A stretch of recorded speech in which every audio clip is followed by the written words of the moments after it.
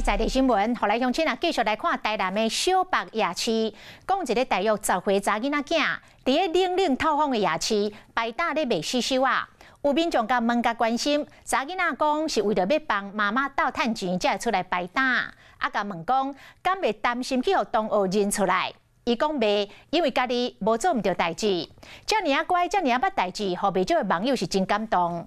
啊，社会局去了解了后，讲会主动来探访着查囡仔的家庭，若是有需要，会协助因来申请着急难的救助。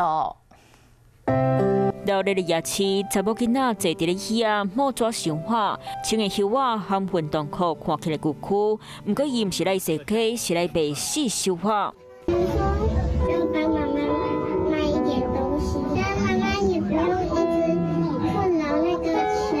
你会不会担心说被同学认出啊？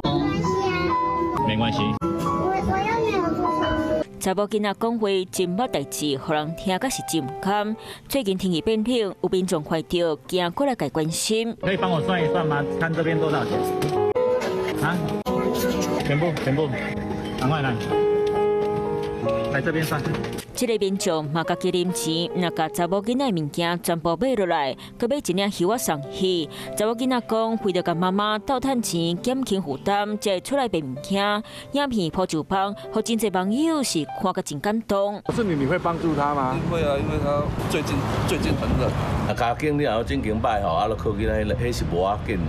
啊，你若讲要利用囡仔出来卖物件，就较呀，较无好啦。啊，若查某囡仔平常时啊，伫咧小白夜市、花园夜市、补新夜市拢会摆搭。社会局讲，因会介入调查，看敢有需要斗3工。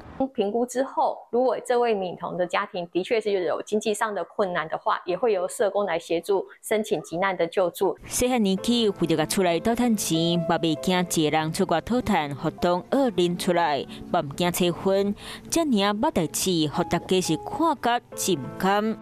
Hello， 我是谢嘉璇。想要掌握最及时的新闻资讯吗？赶快订阅、按赞、开启小铃铛，锁定华视新闻 YouTube 频道。